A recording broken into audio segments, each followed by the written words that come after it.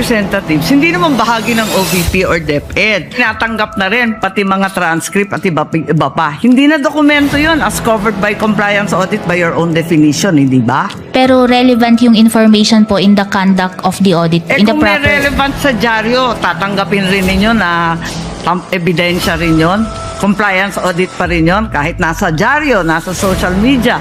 Kinwestiyon ni Senator Judge Amy Marcos ang State Auditor ng Commission on Audit na si Silene May del Campo sa gitna ng impeachment trial sa Senado laban kay Vice President Sara Duterte. Partikular na ang tungkol sa paggamit ng mga transcript mula sa pagdinig ng Kongreso na kinasasangkutan ng mga Special Disbursing Officer ng OVP at Department of Education. Binigyang diin ni Marcos na mga transcript na ito ay hindi bahagi ng mga formal na dokumentong orihinal na isinumite ng OVP at DepEd para sa audit. Inusisa pa ni Senator Amy Marcos kung bakit isinaalang-alang sa pagsusuri ng COA ang mga record o pahayag mula sa mga pagdinig ng Kongreso na kinasasangkutan ni Gina Acosta at Edward Fajarda na mga Special Disbursing Officer. Kinumpirma naman at napaamin si Del Campo na gumamit ang audit team ng COA ng impormasyon mula sa transcript ng Kongreso bilang karagdagang ebidensya sa kanilang pagsusuri. Iginiit pa ni Marcos kung nakapaglabas na ang COA ng opisyal at tiyak na mga natuklasan hinggil sa pandaraya di umano na kinasasangkutan ng OVP at DepEd. Subalit, nilinaw ni Del Campo na nagsasagawa lamang ang ahensya ng compliance audit hanggang sa panahong iyon. Bagamat, pinag-iisipan din umano nila ang pagsasagawa ng hiwalay na fraud audit. Yung House of Representatives, hindi naman bahagi ng OVP or DepEd. Wala namang sinabmit sa COA, di ba? May sinabmit pa sila. Yung Congress, Committee on Good Governance, may sinabmit na dokumento.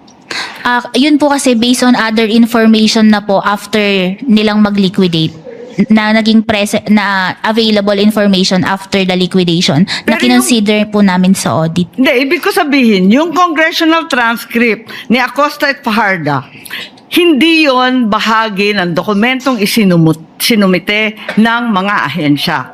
Opo, pero ginamit po Walay siya, namin di yun. ba? Pero ginamit din po namin yung information na yon during our audit po. Bakit humingi ka rin ba ng affidavit? Kasi hindi naman binigay ng agency. Kasasabi mo lang kapag compliance audit, dokumentong galing sa ahensya. Pero yun po is relevant information po na ginamit namin for audit po, na sinama namin sa pag-audit. Bakit po ganon? Kanina sinabi mo, dapat dokumento na sinabmit ng ahensya. Biglang ngayon, pati transcript, pati iba't iba pang mga katibayan na sinasabi, ginagamit na rin. Hindi na compliance audit yun, hindi ba? Pero yun po kasi is related pa din dun sa liquidation which is discovered after the submission of the liquidation documents. Kaya nga nalilito kami kasi bakit dinisalaw lahat ng quarter samantalang pinag-uusapan ni Acosta, iisa lang, di ba? Yung last quarter lamang. Doon nga sa transcript, doon lumilitaw yon. So ngayon, tinatanggap na rin pati mga transcript at iba pa. Hindi na dokumento yon as covered by compliance audit by your own definition, hindi ba? Pero relevant yung information po in the conduct of the audit. In the Kung may proper... relevant sa dyaryo, tatanggapin rin ninyo na ebidensya rin yon. Compliance audit pa rin yon kahit nasa dyaryo, nasa social media. Kung sa palagay mo may kinalaman dun sa kaso, tatanggapin ninyo. Kasi nga po dun sa circular, pwede kaming mag-dependent sa other documents deemed necessary sa audit po. So, pwede, miski anong dokumento. Parang lumalabo yata yung joint circular. The chair would just like to make some interjections. We will not have our round 2 anymore because we have to convene session at 4:15. So that we can dispense with the witness already. Just a few questions, Silene. Wala pang NFD lahat ng pondong pinag-uusapan natin. Fourth quarter of 2022, the first 3 quarters of 2023 for DepEd and OVP. Opo, wala pa pong NFD. So wala pang final decision lahat ng ito. Opo, tama Pag po. sinabi nyo nag-demand kayo ng restitution, ang ibig sabihin lang naman ito, kinarga nyo na as an unliquidated cash advance yung mga yung mga dinisalaw ninyo. Opo, tama po. Yun lang naman po ang ibig sabihin nun, di ba? Hindi naman ibig sabihin, isoli mo, bigay mo yung pera sa akin. Ibig sabihin nun, ilalagay namin yan as unliquidated cash advance during the pendency of the notice of disallowance. Yes po, kasi may mga remedies pa po sila. Kasi hindi pa nga final at wala pang NFD. Apo. Tama po? Pangalawa, ano po ba pagkakaiba ng disbursement sa transfer? Illegal mag-transfer ng pera ang SDO sa isang non-SDO, pero pwede po ba siya mag-disburse sa isang non-SDO o unbonded na tao? Hindi din po pwede, hindi rin po niyang ibigay yon sa unbonded na tao. Recipient na po yun eh. Yung sa disbursement po niya, opo, hindi banded, pero kung dapat po diretso from the SDO to the recipient of the confidential fund po. So, ang disbursement pwede sa non-bonded na tao, ang transfer ng pondo sa non-bonded hindi pwede. These are technical terms. Opo. Di ba? So, kung ang pinagbigyan ay recipient, pwede yon kahit non-bonded. Opo, kasi siya na yung talagang recipient nung confidential fund. And as a final question, Sailin, I checked the transcript which the court took judicial notice of. I would like to ask more eyes to look at it. Hindi ko nakita sa transcript na sinabi ni Gina Acosta na binigay niya kay Latchika lahat for the fourth quarter of 2022 and the first 3 quarters of 2023. Medyo may ganung punto pa si Eduarda.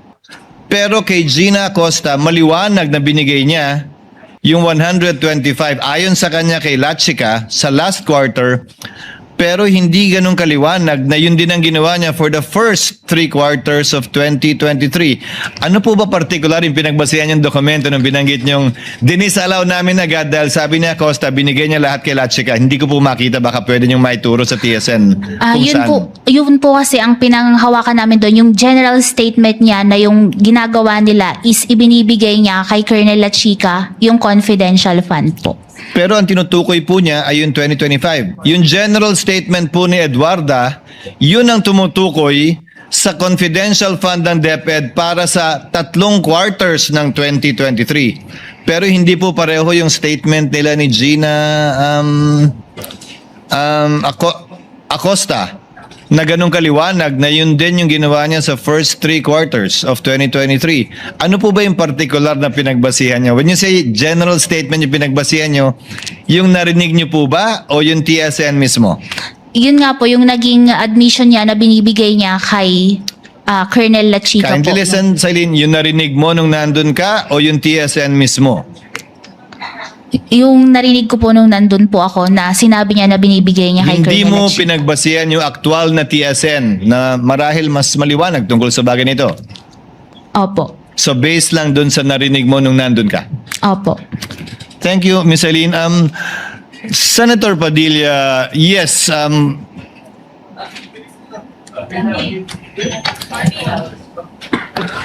Senator Padilla, yes. Gusto niyo maghati na lang kayo? Senator Padilla for a brief interjection and Senator Marcos for a brief interjection to avail of round 1. Then we call it a day. Senator Lapid, kindly proceed, Senator Padilla, while Senator Lapid is thinking about it. No, please proceed. Kailan, tuloy ko lang. Gusto ko lang sundan kanina, sinabi ko merong 55 alternative na eskwelahan na nagbi-breed ng mga child warriors ang naisara sa Davao Region. Ituloy ko lang, noong August 6, 2024, nagkaroon ng committee hearing ang public order at sinasabi na 102 schools nationwide were identified as recruitment. 11 elementary schools, 34 high schools, 123 college and universities. Doon din sa hearing na yon sinabi na meron 168 track student recruits remain active sa NPA. Ngayon, tanong ko kay Ilian, hindi ba responsibilidad din ito ng Vice President at ng DepEd Secretary ang mga estudyante? Yung sa anong tawag dito sa college po, yung DepEd po kasi is hanggang Sa high school. Opo. Opo. Opo, yung binanggit ko po kasi kanina, 55 na alternative child recruits. 11 elementary schools, 34 high schools. Ibig pong sabihin, tuloy-tuloy po yun. Magmula elementary, paakyat hanggang college. Yan po ang style ng recruitment. So sa tingin niyo po ba, sagot pa din ito ng DepEd Secretary at ng Vice President na lumaban na dito sa terorista noong mayor pa lang siya? No, may. Oo, hindi. Ma'am, bilis, 42. Kawawa Just naman. yes or no? Depende pa din po kasi yun sa mandate ng Oo lang po agency. o hindi. Sa palagay niyo po ba? O sige, skip na po natin kung ayaw niyong sagutin. Alam niyo po ba na sinabi ng NICA, ng National Intelligence Coordinating Agency, na ang budget ng NPA 2016 to 2018 ay 5.8 billion? Yung sa, Oo po o hindi? Ma'am, please. ano, pwede pong pakiulit? Ang budget daw po ng NPA is 5.8 billion. Alam niyo po ba yon? Sinabi po ng NICA. Hindi ko po narinig yun sa Opo. news. Sa palagay niyo po ba, sapat yung budget na magkano po ba ang sinasabi niyo? 500 million ba ang naibigay? Pero yung Kasama na po yung sa Vice President at sa DepEd. 600 Kumpara niyo po sa 5.8 billion. Sapat po ba yon? Pero kasi yung sa nabanggit po ng NICA is mako-cover na din po nila bilang isa sila sa mga agencies with. So alam niyo po yung sinabi ng NICA. Alam niyo po. Hindi ko po narinig Yung tungkol yun lang po sa estudyante. Kasi alam niyo naman po, sa ngayon, ang nasa front na inilalagay ay mga estudyante. Nabalitaan niyo po ba yung mga namatay nung huli na mga estudyante? Yung violence po sa school. Opo, ito na lang po. 8 seconds na lang po ako. January 1, 2024, sinabi po ng AFP na there is no more guerrilla active front. So, ibig sabihin po, successful. Based po sa AFP. Salamat po. Senator Judge Marcos for the last intervention. Maraming salamat, Presiding Judge. Simple lang, i-confirm ko lang sa ating testigo. So, I'd just like to confirm kung tama sabihin na as of now, there's no official finding na may fraud sa DepEd man o sa OVP. Tama po ba? No fraud finding as of now. Kasi nga po compliance audit lang po ginagawa namin sa Tama. IFAO. Compliance audit lamang, walang fraud audit. Ikalawa, narinig kita kanina na kapag compliance audit, base sa dokumento lang. Limited kayo sa dokumentong isinabmit ng ahensya. Kung ganon, yung House of Representatives, hindi naman bahagi ng OVP or DepEd. Wala namang sinabmit sa COA, di ba? May sinabmit ba sila? Yung Congress, Committee on Good Governance, may sinabit na dokumento. Yun po kasi based on other information na po after nilang mag-liquidate na naging na available information after the liquidation na Pero kinonsider po namin sa audit. Hindi, ibig ko sabihin, yung congressional transcript ni Acosta at Fajarda, hindi yon bahagi ng dokumentong sinumite ng mga ahensya. Opo, pero ginamit Wala po siya, namin di yun. ba? Pero ginamit din po namin yung information na yun during our audit po. Bakit humingi ka rin ba ng affidavit? Kasi hindi naman binigay ng agency. Kasasabi mo lang kapag compliance audit, dokumentong galing sa ahensya. Pero yun po is relevant information po na ginamit namin for audit po, na sinama namin sa pag-audit. Yes, following po, the presiding judge, bakit po ganon? Kanina sinabi mo, dapat dokumento na sinabmit ng ahensya. Biglang ngayon, pati transcript, pati iba't iba pang mga katibayan na sinasabi, ginagamit na rin. Hindi na compliance audit yun, hindi ba? Pero yun po kasi is related pa din dun sa liquidation which is discovered after the submission of the liquidation documents. Kaya nga nalilito kami kasi bakit dinisallow lahat ng quarter samantalang pinag-uusapan ni Acosta, iisa lang, di ba? Yung last quarter lamang. Doon nga sa transcript, doon lumilitaw yon. So ngayon, tinatanggap na rin pati mga transcript at iba pa. Hindi na dokumento yon as covered by compliance audit by your own definition, hindi ba? Pero relevant yung information po in the conduct of the audit. In the Kung may proper... relevant sa dyaryo, tatanggapin rin ninyo na ebidensya rin yon. compliance audit pa rin yon, kahit nasa dyaryo, nasa social media. Kung sa palagay mo may kinalaman dun sa kaso, tatanggapin ninyo? Kasi nga po dun sa circular, pwede kaming mag-dependent sa other documents deemed necessary sa audit po. So, pwede, miski anong dokumento. Parang lumalabo yata yung joint circular. Maraming salamat po. Okay guys, yun lang ang video natin for today. At don't forget to follow, like, share, subscribe to my YouTube channel. At marami pong salamat sa inyong lahat. God bless everyone. I love you all. Bye-bye.